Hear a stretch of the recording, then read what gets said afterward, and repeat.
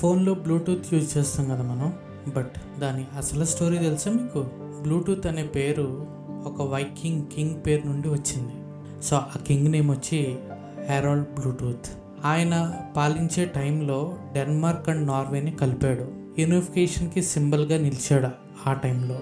So ఆ history base చేసుకుని ఒక ఐడియా వచ్చింది. డివైజెస్ని యునైట్ చేయడం అంటే హ్యూమన్ని యునైట్ చేసిన వైకింగ్ని ఎందుకు గుర్తించుకోకూడదు? బ్లూటూత్ మెయిన్ ఉద్దేశం ఏంటి? డివైజెస్ని కనెక్ట్ చేయడం.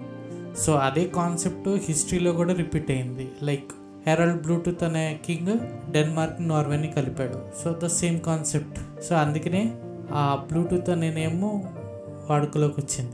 సో మీరు కనుక గమనిస్తే బ్లూటూత్ సింబల్లో కూడా ఆ కింగ్ యొక్క ఇనిషియల్స్ ఉంటాయి. ఎప్పుడైనా ఫ్రీ ఉంటే జస్ట్ గూగుల్ సెర్చ్ చేయండి. క్రేజీ కదా? But think once. ఈ టెక్కి పేరు పెట్టేటప్పుడు హిస్టరీ గురించి కూడా కనెక్ట్ చేశారు. ఫోన్స్, ల్యాప్టాప్స్, స్పీకర్స్ అన్ని కనెక్షన్తో పనిచేస్తాయి.